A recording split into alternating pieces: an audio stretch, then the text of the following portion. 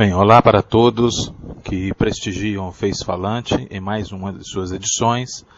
Agradeço a todos que divulgaram, acreditaram e estão aqui para ouvir o que eu tenho a dizer e refletir comigo, criar uma rede onde nós possamos discutir assuntos que são tão relevantes e importantes no nosso dia a dia. Peço a vocês que continuem na medida que vão gostando, fazendo suas críticas, participando, dando sugestões, de forma a criar uma rede cada vez mais consistente, onde a gente possa criar esse hábito, fortalecer esse hábito de debater, de construir ideias e de discutir os assuntos que fazem parte do nosso dia a dia. Hoje são 7 de novembro de 2013, uma quinta-feira. Bem, o primeiro assunto de hoje que eu queria discutir é o desvio de verbas envolvendo a obtenção de medicamentos especiais via decisão judicial, sem necessidade, um rombo. Isso foi em Uberaba, então foi um conjunto os juízes foram induzidos, nesse caso foi uma juíza, segundo informações divulgadas pela imprensa na manhã desta quinta-feira, uma juíza foi induzida a dar decisões de urgência para a concessão de medicamentos especiais pelo poder público em Uberaba. Só que era uma falsa necessidade, e acabou gerando um rombo estimado até o momento em torno de 20 milhões de reais para os cofres públicos da Prefeitura de Uberaba, em Minas Gerais.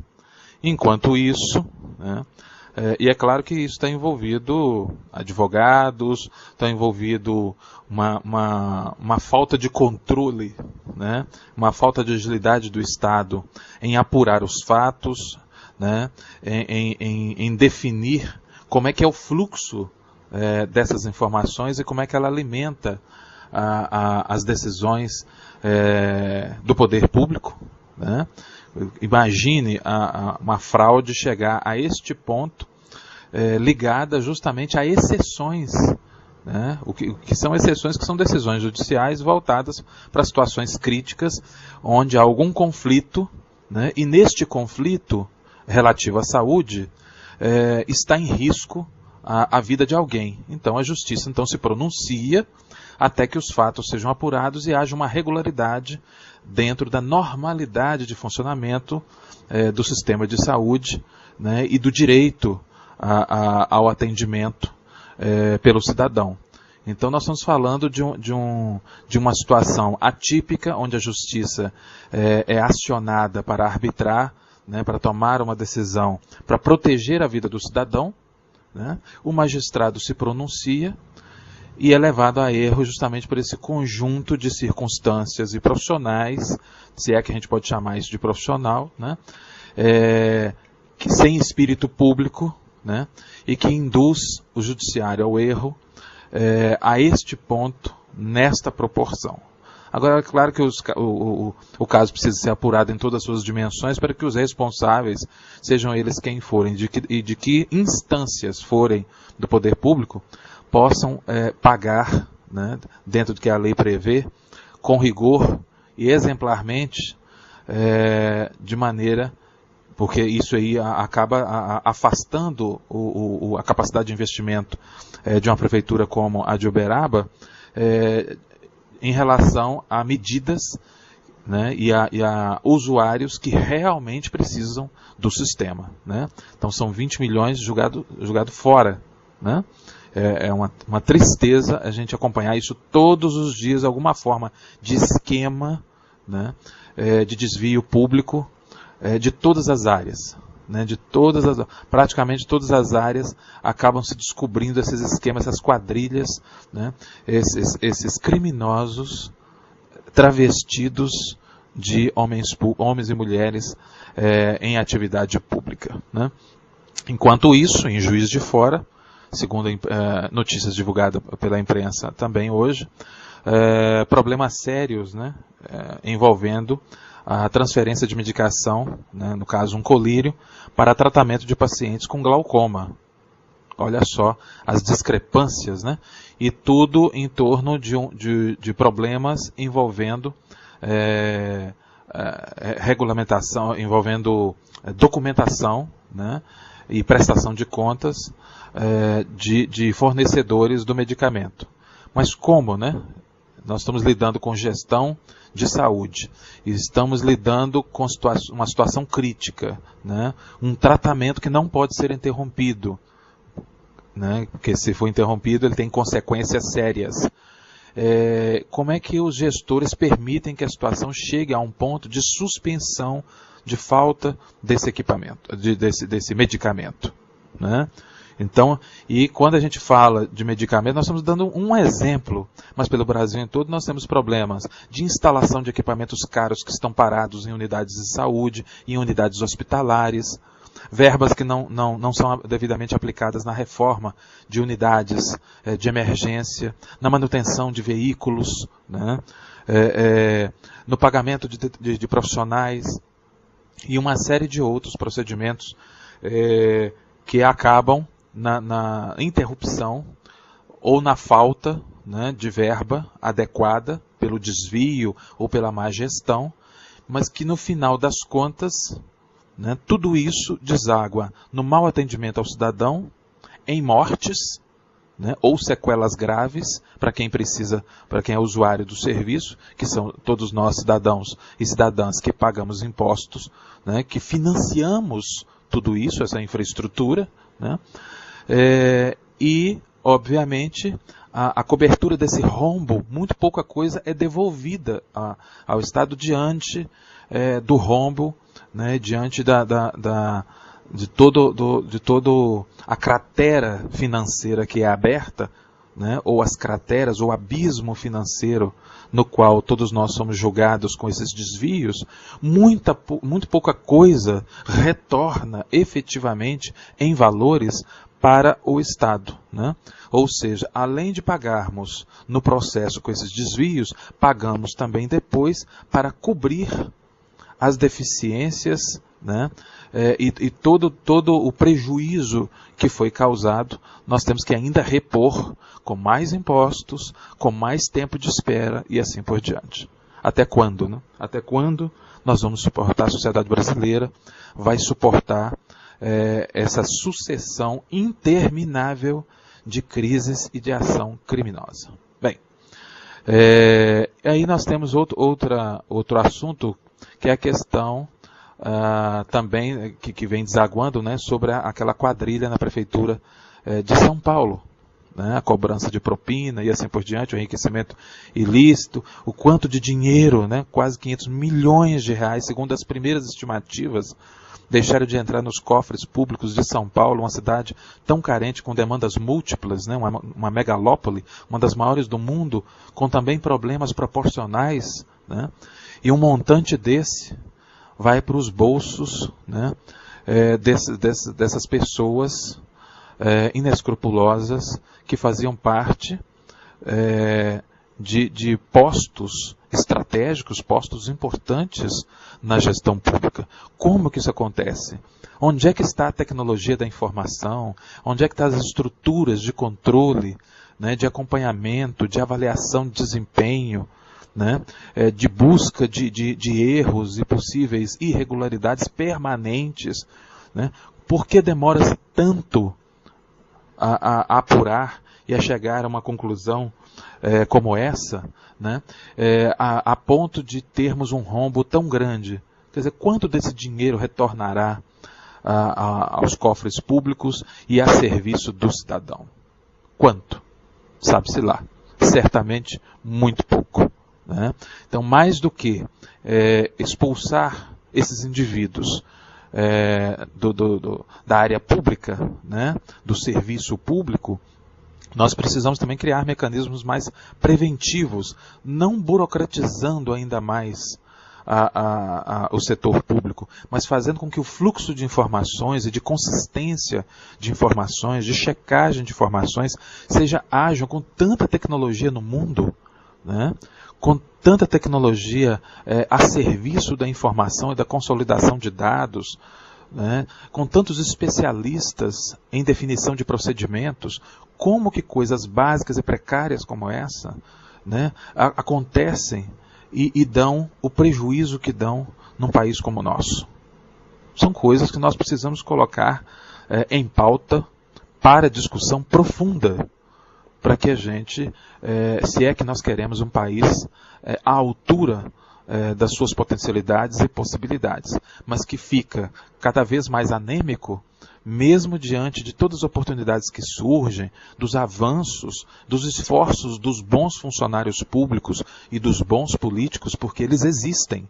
Tá? As pessoas de boa fé, os profissionais competentes, estão também, fazem parte também do serviço público, né? E estão a serviço do cidadão. O que nós precisamos é fazer com que eles tenham cada vez mais um papel importante na administração pública, sejam cada vez mais ouvidos, que os critérios duvidosos do ponto de vista partidário não dominem a administração pública, né? E que nós possamos dotar a administração pública de uma gestão realmente com espírito cidadão. Né? Possamos ter mecanismos sociais de controle, mecanismos tecnológicos, né? Para que nós tenhamos mais agilidade no tratamento do cidadão. Bem, e dentro de todo esse cenário caótico que a gente já vive há décadas, né? E que cada vez acaba deixando o cidadão de bem perplexo, nós temos também a questão do trabalho do TCU, que é o Tribunal de Contas da União, e as sucessivas paralisações de obras e o descontrole nos investimentos, né?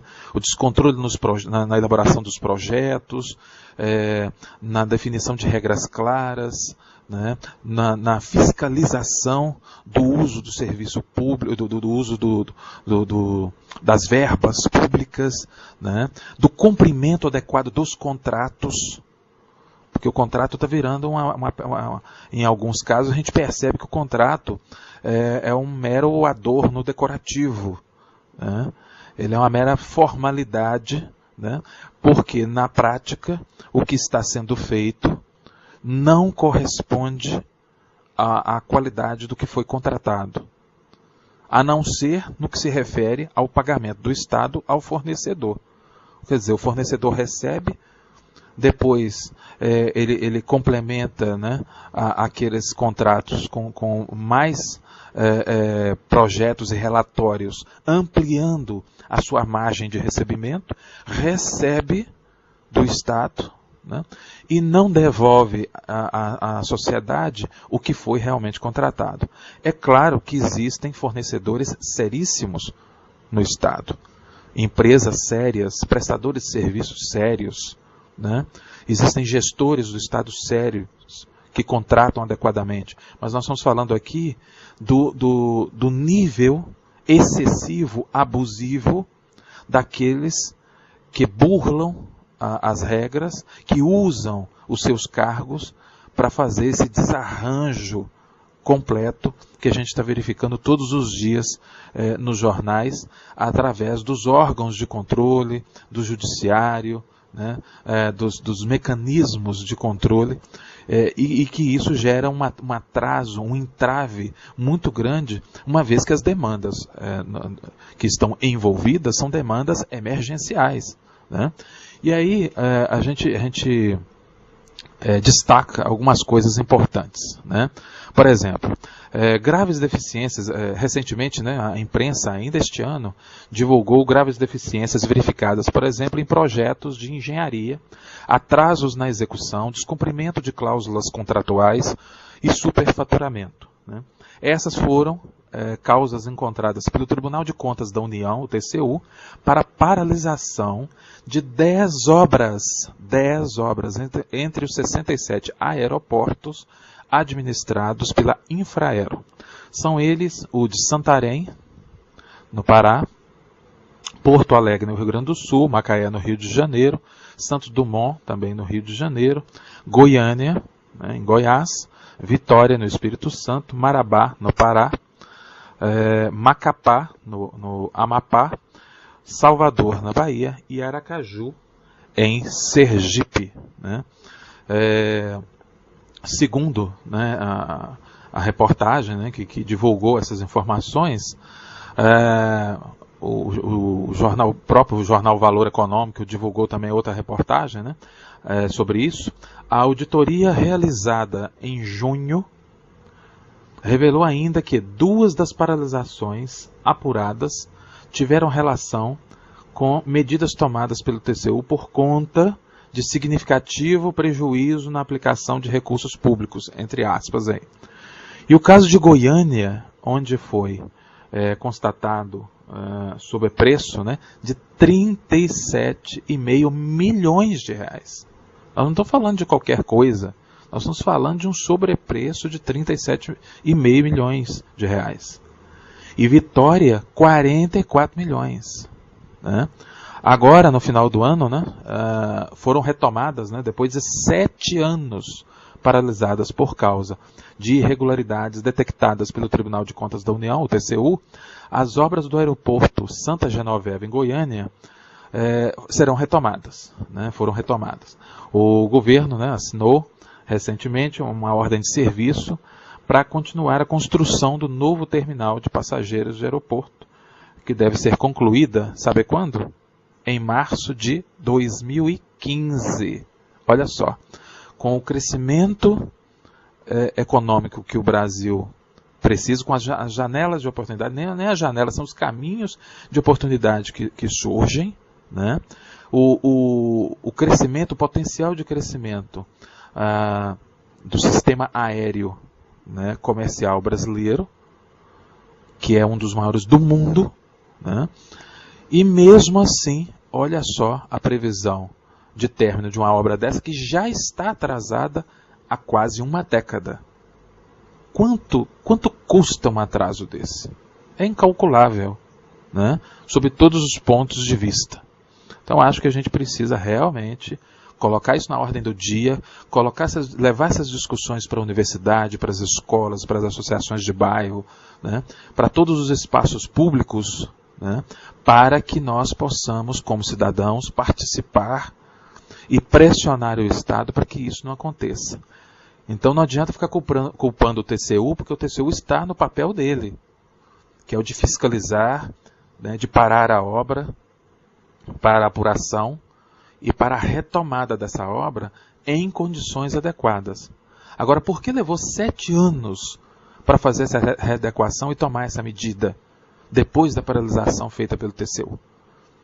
Porque não foi o TCU que manteve 7 anos parada. Foi a inércia após a paralisação, a inércia do Estado, a morosidade do Estado em rever o projeto, em fazer as adequações, em promover as garantias que o TCU exige para a retomada dessa obra. E olha que nós estamos citando só algumas, né, no sistema aeroportuário. Né, no caso aqui, no sistema de aeroportos. Mas são dezenas de obras, e nós vamos voltar nesse assunto na nossa próxima edição do Face Falante, no sábado. Né, e nós vamos discutir no próximo sábado, dia 9, no Face Falante, mais obras, né, e a abrangência dessas paralisações. Mas só isso aqui já dá para a gente ficar perplexo e indignados diante do prejuízo que isso representa, né? Do que foi gasto, do que precisará ser refeito, porque a obra foi parada num estágio, né, em que nem manutenção foi feita nesse período. Ela simplesmente parou. E agora? Agora o custo vai ficar muito mais alto. E o custo social? E o custo de desenvolvimento? Isso nós precisamos rever. Bem, partindo para outro assunto, né, que foi notícia também na imprensa, foi aquela briga de 2 garotas, né, que foi parar no YouTube, uma briga dentro da sala de aula, em uma escola de São Pedro da Aldeia, no Rio de Janeiro. Né? E o que causou perplexidade, porque foi uma briga bastante violenta, né? Mas só que eu queria fazer alguns comentários a respeito disso. Todas as vezes que uma questão dessa vai parar no YouTube, as pessoas ficam perplexas e devem ficar mesmo. Nós não devemos desenvolver nenhum tipo de sentimento de banalidade, né, ou de normalização desse tipo de fenômeno de violência em qualquer tipo de ambiente, seja no familiar, no mundo do trabalho, nos ambientes públicos, sobretudo na escola, onde que seria um ambiente justamente para se aprender a conviver com o diferente, a conviver com as frustrações, né, a conviver com a desenvolver valores éticos, né, e de convivência adequada, seja em momentos mais suaves ou em momentos de maior tensão. Quer dizer, é um ambiente onde se reúne os vários estratos sociais, as várias tendências vindas de famílias diferentes, né, a diversidade cultural, social, familiar, né, está toda reunida ali na escola. Então, é um ótimo ambiente, em tese, para se aprender a conviver, né? É um ótimo exercício ao longo da vida. Mas o que nós temos observado, e eu venho discutindo já em várias oportunidades, né, em entrevistas, em palestras, em debates e assim por diante, é a insegurança na escola.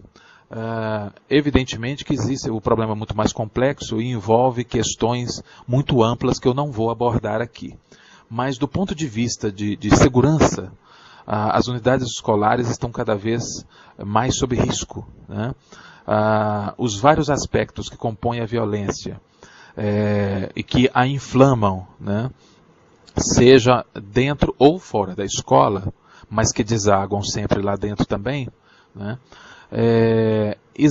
elas encontram um ambiente muito favorável, de certa forma, ou vulnerável, se é que podemos trocar essa expressão, né, ou usar essa expressão, na medida em que, seja as escolas públicas ou mesmo as particulares, na maioria dos casos eu já observei, já visitei, já vi em loco, né, ou as universidades também são grandes caldeirões de riscos, né, nós observamos que não há procedimentos de segurança, né?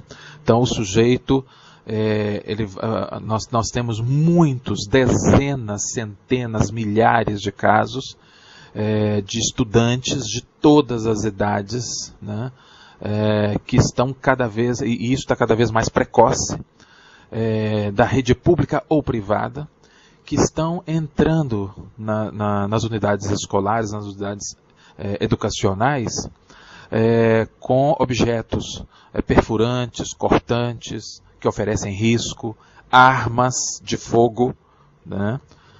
Estão levando armas de fogo para essas unidades, estão consumindo drogas e entrando, né? Estão consumindo álcool, drogas ilícitas, né? E entrando nas unidades educacionais alcoolizados ou dopados, né? Drogados, né? Com alteração, com comprometimento grave da consciência e do comportamento social,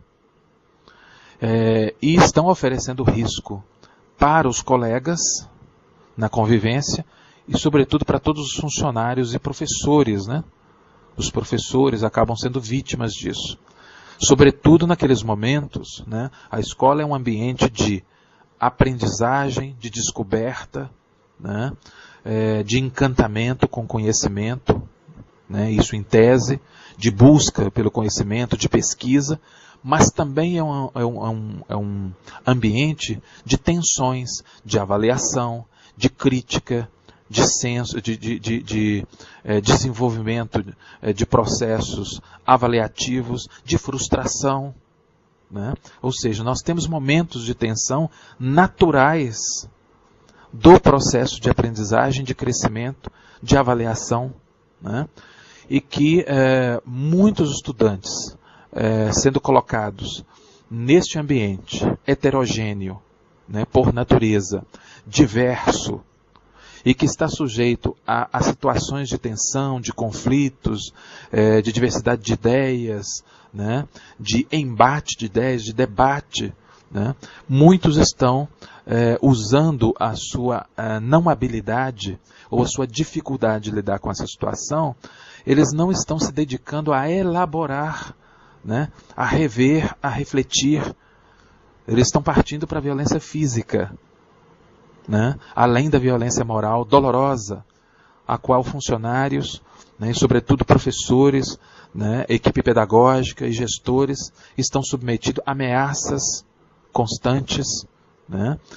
Isso vem acontecendo com alunos, com muitos pais de alunos também, que vão nesta condição, né, de agressividade e de incompreensão, de falta de abertura e de entendimento de como é que a escola funciona, né, e de falta de habilidade de lidar com as dificuldades da escola, e de refletir, de propor mudanças, de discutir, de acompanhar, né. Então, acaba a escola sendo muito vulnerável a essa condição, sobretudo porque elas também são vítimas de abordagens cada vez mais próximas à sua localização pelo tráfico de drogas, né? E aí nós sentimos exatamente essa dificuldade e essa multiplicação de violência dentro da escola, né? Poucos mediadores, baixa capacitação da escola para mediação, baixo campo de manobra para a tomada de providências em casos extremos, né? Então acho que falta essa condição, né? Essa dificuldade intensa das escolas, né? Por isso eu acho que nós precisamos rever, né, esse caminho, dotar as escolas de condições de trabalhar essa mediação e essa arbitragem em relação a esse movimento, essas alterações comportamentais desses alunos, né? E a solução, ao contrário do que muita gente imagina, né? Muita gente me pergunta, por exemplo, no caso eu sou psicólogo, se eu sou a favor de psicólogos dentro da escola como funcionários, né, permanentes. Particularmente eu não sou a favor. Eu não acho que a escola precisa ser entupida de funcionários. Então vamos contratar um advogado, vamos contratar um antropólogo, um sociólogo, um psicólogo, e vamos contratar um médico, né? Vamos criar um ambulatório em cada escola. Eu acho que não é por aí. Eu acho que o professor precisa ser fortalecido no seu conhecimento, nas suas habilidades de comportamento. Eu acho que profissionais que vêm somar em termos de assessoria, né, de grupos de estudo, eu acho que a escola precisa ter mais investimento no professor e mais investimento estratégico na contratação de consultorias que tenham um olhar externo, feito por profissionais qualificados, que possam também trazer uma reoxigenação de visão para as unidades escolares públicas, né, as privadas também, mas estou falando da ênfase das públicas, né, e a partir daí, com esse olhar externo, não imerso no problema, no cotidiano dos problemas, eles trazem também contribuições muito importantes e estratégicas para a equipe pedagógica estudar o que fazer, que caminhos escolher para fortalecer a escola e diminuir as chances desses eventos, desses fenômenos tão graves que muitos têm terminado em morte, né? Ou em situações de conflito onde a comunidade escolar fica vulnerável e sob grave risco, né? Então eu acho que há implicações muito mais profundas a respeito disso quando essas ameaças são dirigidas, por exemplo, a professores, né? Sobretudo aqueles professores que têm um comportamento pedagógico mais rígido ou um comportamento de avaliação mais criterioso, eles acabam lidando com situações muito delicadas, né? Sobretudo quando se fala na frustração daqueles alunos que resistem em seguir os procedimentos, em atuar dentro do que foi proposto, do que foi combinado, né? Então, evidentemente que esse é um assunto muito complexo e cheio de detalhes, né, que não foram colocados aqui, mas que eu os colocarei em momentos mais oportunos, né, onde o assunto seja especificamente esse, como uma palestra, por exemplo, uma videoconferência, né? Mas, sobretudo, eu acho que esse caso de São Pedro da Aldeia é um entre centenas que estão ocorrendo neste momento, é aquele que foi parar no YouTube. Mas existem centenas e centenas e milhares ocorrendo no Brasil inteiro. É uma epidemia de violência, é uma violência 360 graus, ou seja, existe também violência de professores despreparados em relação a alunos, de gestores despreparados em relação à sua equipe profissional e de professores, que no caso se constitui no assédio moral, né? Existe também a violência dos professores em relação a gestores, dos professores em relação a pais, dos pais em relação a professores, dos pais em relação aos filhos que desaguam na escola, né? Entre os alunos de todas as esferas, né?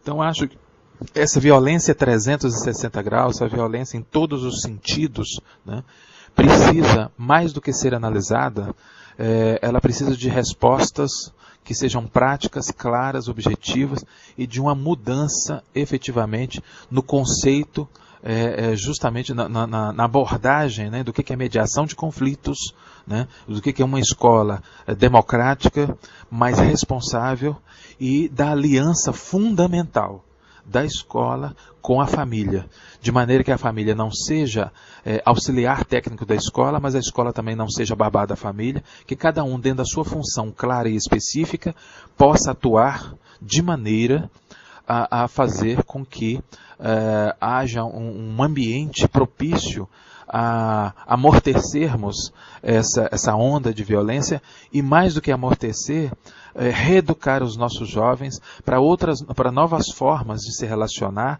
e de lidar com situações limites, situações críticas, situações de conflito em todas as suas dimensões, né? Dentro e fora da escola, inclusive, né? Bem,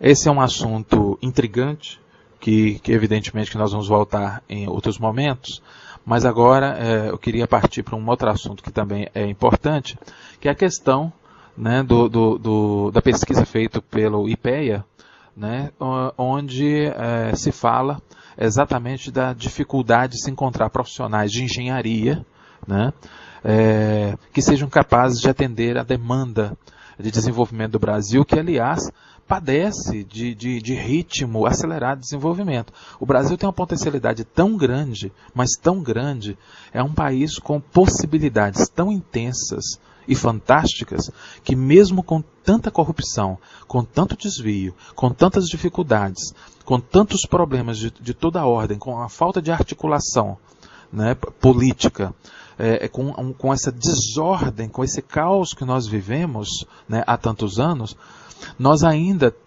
quando ensaiamos um desenvolvimento, mesmo que pequeno, mesmo que abaixo, inclusive, de países da América Latina, mesmo que abaixo de países que formam os BRICS, né, que os países em desenvolvimento, os países emergentes, o bloco de países emergentes, mesmo quando nós estamos abaixo disso, nós ainda pressionamos o mercado e sofremos por problemas em relação à mão de obra qualificada.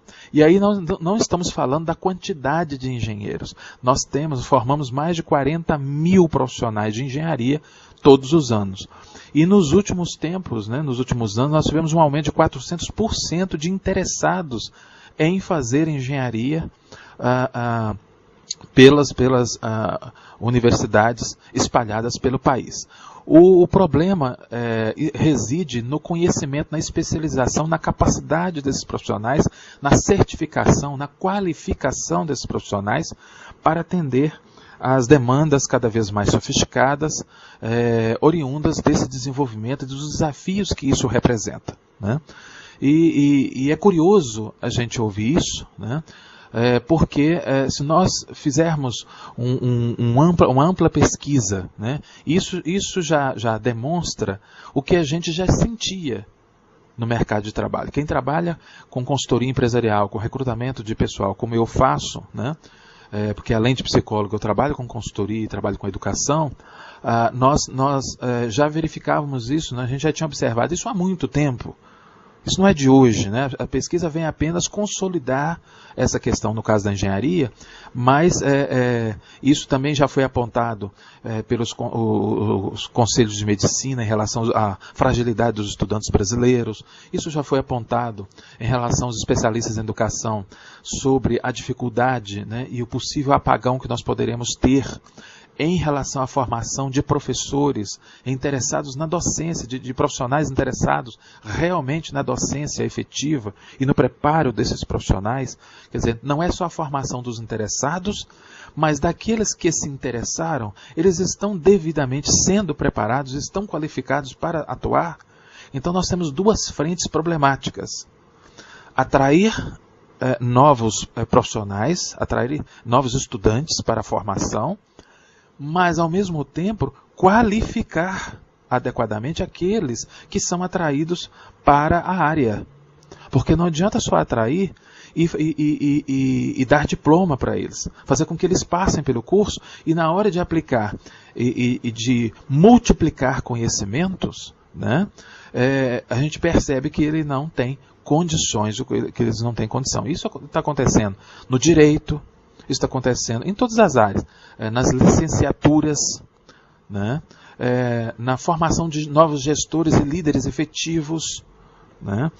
Nos cursos da área de saúde, na enfermagem, na medicina, né? Na psicologia também, certo? Então nós estamos, realmente precisamos rever a educação brasileira. Não adianta nós simplesmente democratizarmos o ensino, que é muito importante, ampliarmos o acesso ao ensino superior, ampliarmos a oferta de ensinos técnicos. Isso tudo é muito importante e são avanços fundamentais. Ninguém está contra isso, mas nós precisamos melhorar qualitativamente. E nós não temos feito isso. Os índices, né, que nós temos hoje no Brasil, né, as formas de apuração dessa qualidade não têm sido utilizados adequadamente para fortalecer, para corrigir os rumos, para reparar os erros e para amplificar a nossa qualidade, para consolidar a nossa qualidade ao lado do aumento progressivo de acesso. Isso significa que nós estamos formando uma legião de analfabetos funcionais, de pessoas que têm graduação, pós-graduação, mestrado, algumas têm mais de uma pós-graduação, né? Mas, ao mesmo tempo, quando confrontadas em termos de conhecimento, em termos de desafios, de reflexão, de análise, né? Quando são expostas à necessidade, né, analítica, né, de articulação, de conjugação de conhecimentos, de interdisciplinaridade, de transdisciplinaridade, nós temos dificuldades chocantes. Né? Nós verificamos a dificuldade impressionante, o abismo que separa a certificação, a obtenção do diploma, da capacidade de aplicação efetiva de conhecimento na área para a qual aquele indivíduo foi formado. Então, acho que a gente precisa rever essa condição urgentemente. Voltaremos, evidentemente, a falar nisso com mais detalhes, mas vale, como notícia, a gente não pode deixar passar em branco mais essa notícia. Né? Não é a única, ela vem somar as demais constatações de outras pesquisas em outras áreas que revelam a grande dificuldade que o Brasil enfrenta pela formação precária na certificação, na pseudo-certificação da maioria dos seus profissionais. Né? Muito bem. Passando para outro assunto, também outra coisa que é incômoda e chocante, né, é o fato de Fortaleza, por exemplo, segundo notícias, né, também divulgadas pela imprensa, Fortaleza está enfrentando aí assaltos às unidades de saúde, né? A violência já chegou até nos postos de saúde, nos hospitais, né? Mas essa violência também já chegou, né? Aproveitando a notícia, nos ônibus rodoviários, né? Nos ônibus urbanos, né? Aos taxistas, né? Nas orlas, né? Nas praias urbanas, sobretudo, né? Onde há uma concentração muito grande de turistas, mas não só de turistas, né? São usuários também de todos esses equipamentos, né? A população que vive nessas cidades e os turistas, sobretudo nas cidades que são turísticas, que atraem turistas, como, por exemplo, Fortaleza, Rio de Janeiro, né? A Baixada Santista, né? A própria região dos lagos no Rio de Janeiro, né? Cidades do Nordeste como Fortaleza, como Salvador, como Recife, né? Não são as únicas que estão vivendo essa crise, e não existe lugar seguro mais, né? Quer dizer, você vai fazer uma compra, você vai numa padaria, você vai se divertir à noite num estabelecimento, num restaurante, numa pizzaria, você vai num shopping, quer dizer, você vai retirar o dinheiro num banco, você vai fazer um passeio comum na praia, qualquer lugar que você vai, você está sendo assaltado, e as abordagens são cada vez mais agressivas, perigosas, né? E que terminam muitas vezes em morte, né?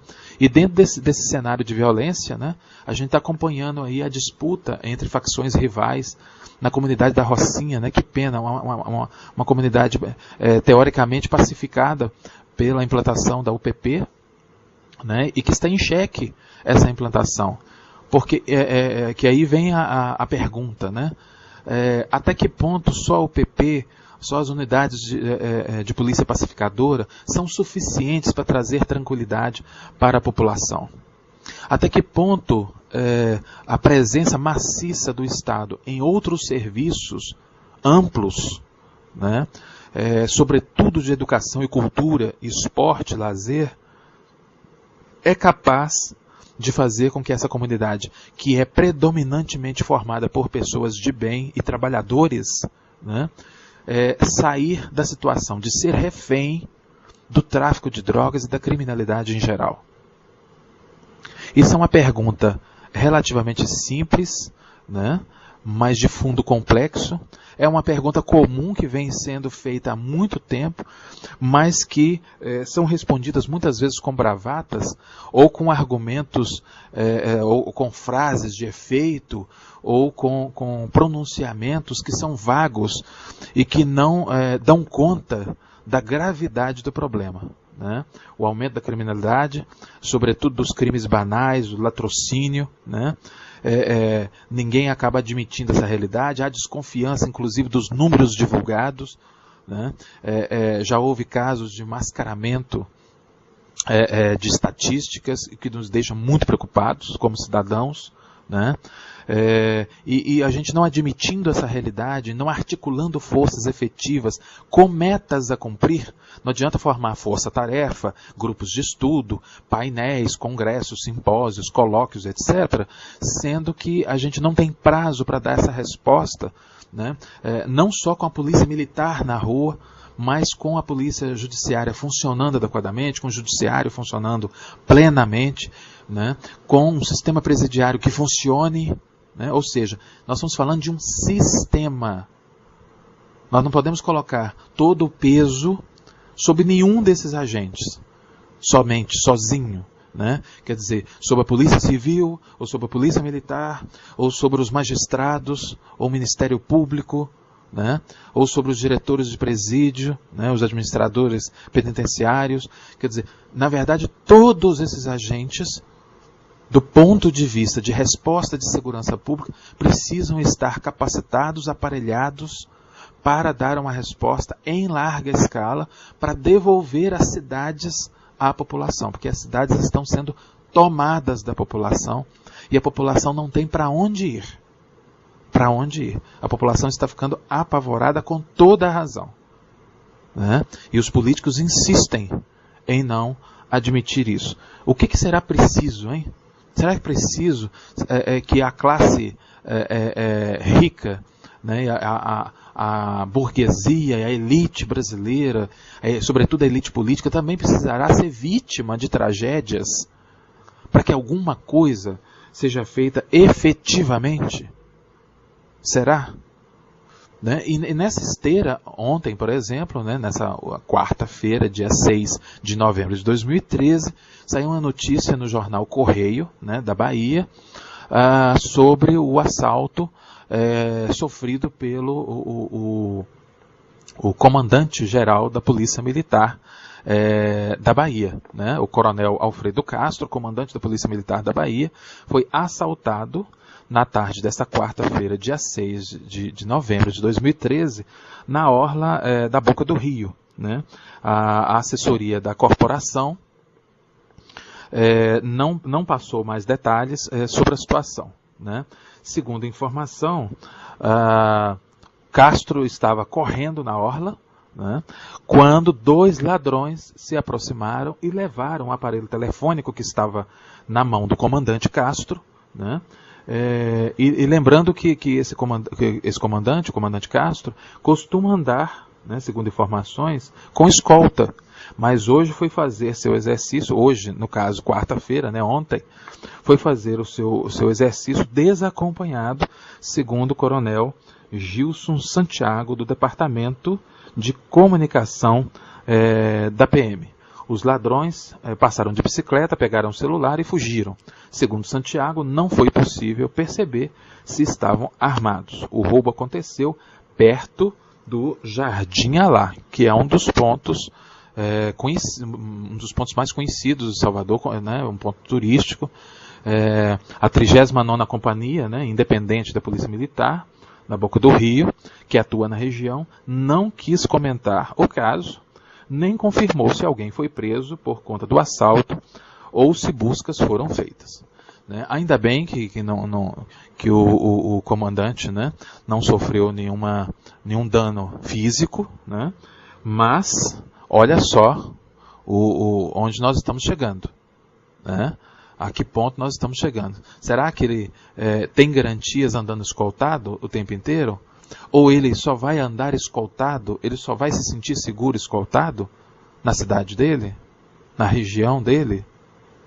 É essa a pergunta que nós temos que fazer. Será que vamos nos sentir seguros só com casas transformadas em bunkers, carros transformados em unidades móveis blindadas?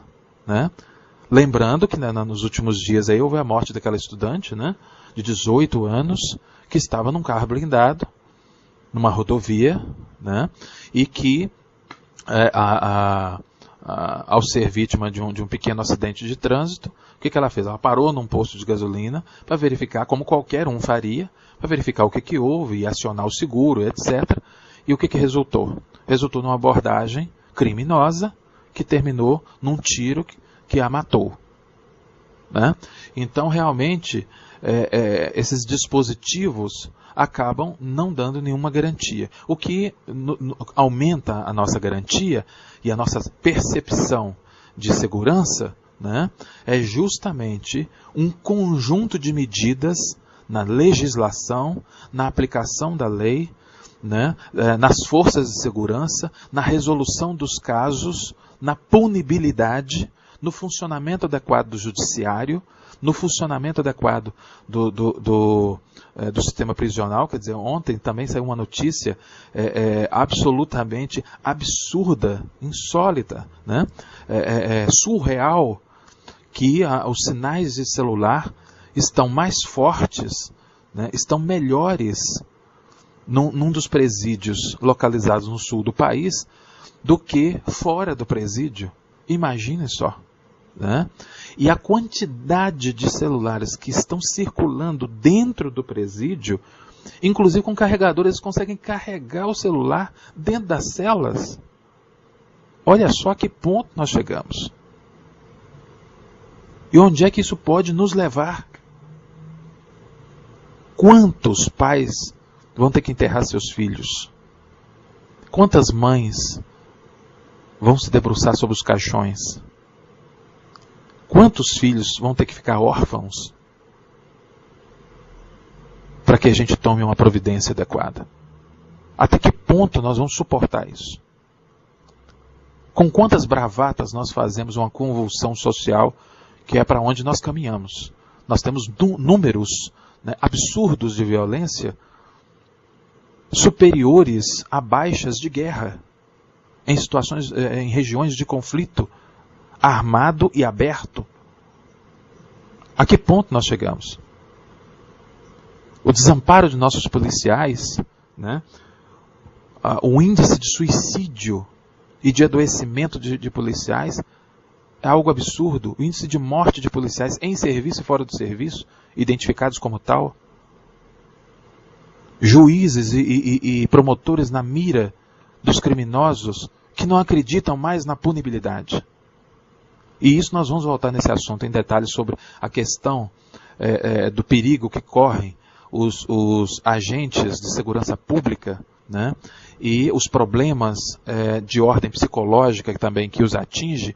Nós vamos voltar a discutir isso na edição de sábado do dia 9 de novembro de 2013, né? A próxima edição. Bem, outro assunto, né? Esse assunto é um assunto interminável e importantíssimo, né, de segurança pública. Mas vamos partir para o outro assunto também que faz parte desse Fez Falante, que é em relação ao transporte público, né? A notícia é de São Paulo, mas eu acho que nós podemos aproveitar muito desse movimento em relação ao transporte público de São Paulo para o restante do país, né? O número de passageiros, por exemplo,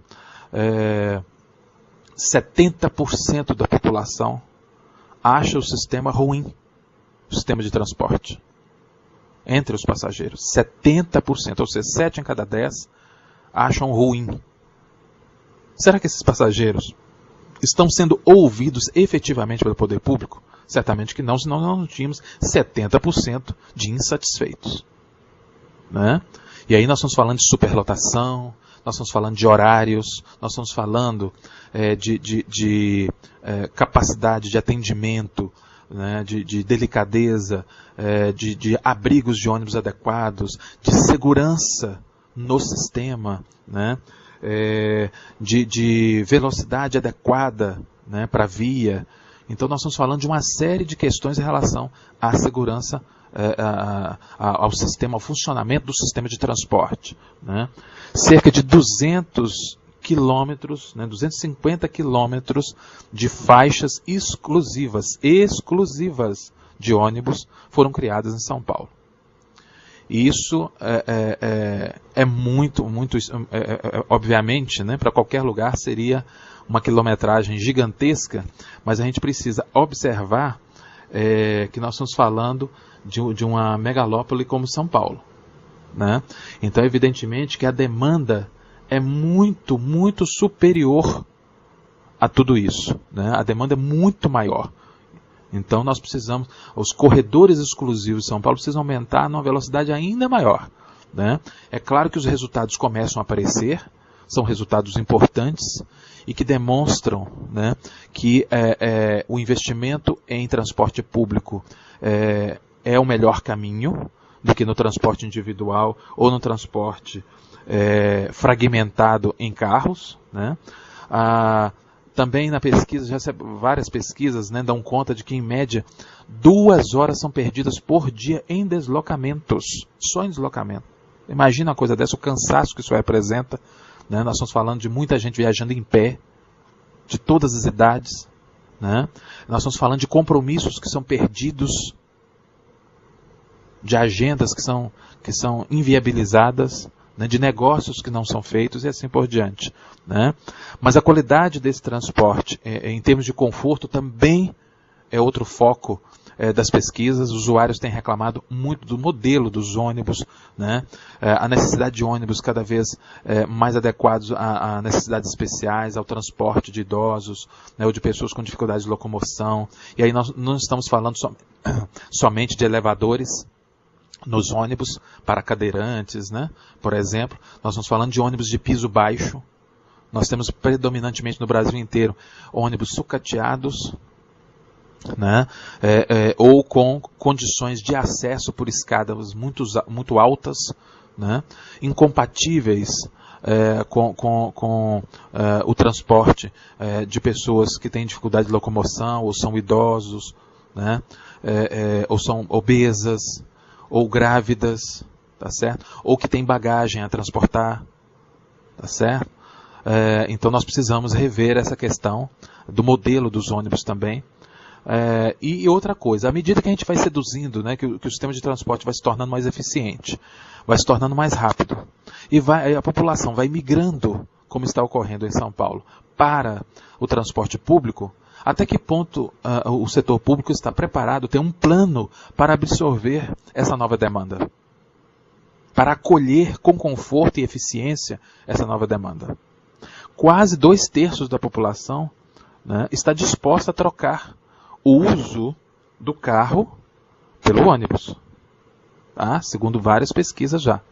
E a falta de planejamento em cidades de porte médio e regiões metropolitanas é algo também que precisa ser colocado em pauta. Porque se fala em grandes cidades, né, em regiões metropolitanas como Rio, São Paulo, Belo Horizonte, né, Curitiba, Porto Alegre, Recife. Mas existem cidades de porte médio que já padecem com o trânsito, né, que já padecem com a sobrecarga de carros. Tá? Entre 20% e 26% da população do Brasil leva mais de 1 hora para se deslocar para o trabalho. E isso tem implicações na saúde mental das pessoas, na saúde física, na saúde social, no desempenho no trabalho. Isso tem implicações econômicas, né? E quando se fala em mobilidade urbana para deslocamento, né, também deslocamentos menores, como as ciclovias, quais os planos que os prefeitos, que os governadores têm para as ciclovias? As secretarias de transporte espalhadas pelos municípios no Brasil inteiro, quais são os planos dos senhores secretários de transporte? As calçadas, a regulamentação das calçadas, que são vias para pedestres, para facilitar, por exemplo, aqueles que querem se deslocar para pequenas distâncias, né, a pé. As sinalizações que privilegiam o pedestre, que disciplinem o trânsito, né? A iluminação pública eficiente para o deslocamento à noite das pessoas que estão a pé ou que desembarcam do sistema de transporte, precisam andar mais um pouco para chegar em casa e que correm risco. Aí nós temos um link da mobilidade com a segurança, uma ligação da mobilidade urbana com a segurança. E aí? Onde estão esses planos efetivos que tenham em si, né, o gene da eficiência e da eficácia? Nós precisamos rever também essas coisas, precisamos colocar isso em pauta com propriedade, né? E aí, nós já estamos chegando ao fim dessa edição do Face Falante, né? Passa rapidinho, dada a quantidade de informações, de notícias importantes.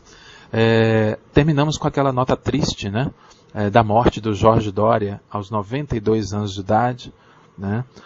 E mais de meio século de carreira no cinema, no teatro, na televisão, né? Quer dizer, desde a década de 1940, né?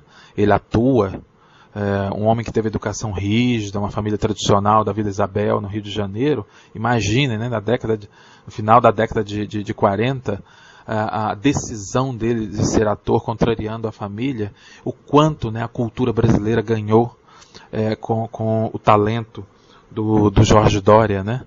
Então, foram mais de 60, nós estamos falando de mais de 65 anos atrás, né? Onde o cenário, a visão das pessoas em relação ao artista, o julgamento da sociedade em relação à atuação artística era completamente diferente, né? E ele teve sensibilidade e coragem suficiente para reagir e para atuar de maneira brilhante, né? Para seguir o seu talento, para seguir a sua intuição, o seu desejo, né? E nos brindar com tantas atuações primorosas, né? Fantásticas, que fez dele um ator tão marcante, né?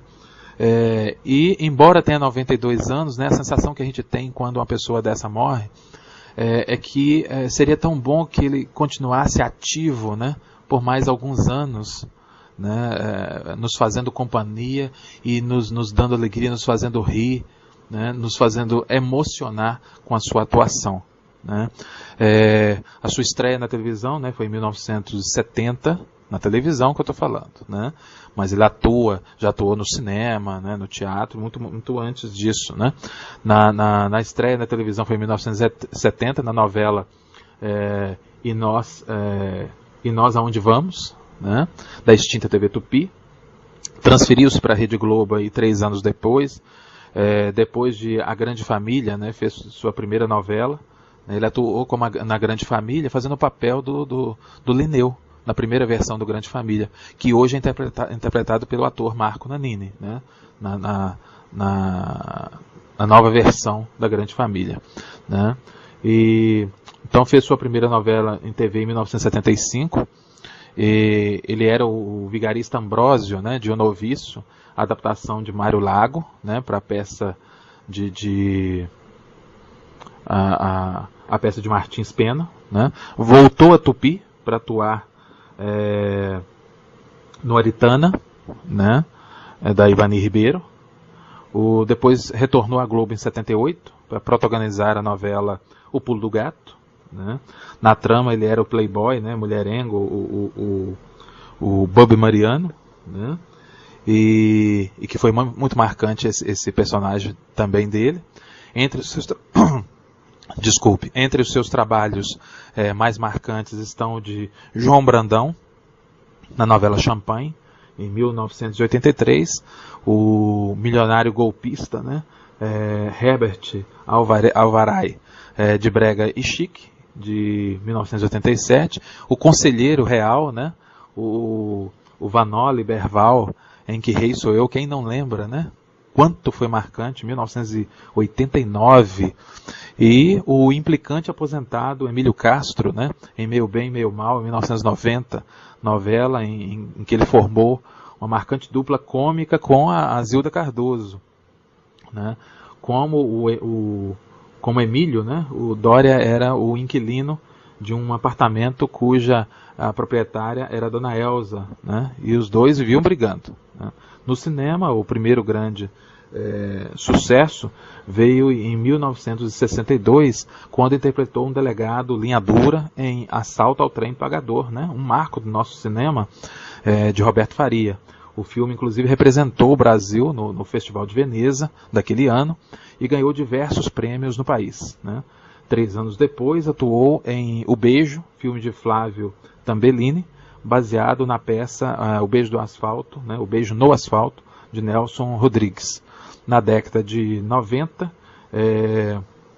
ele participou de diversas novelas, sempre tendo sucesso, né, com seus papéis cômicos.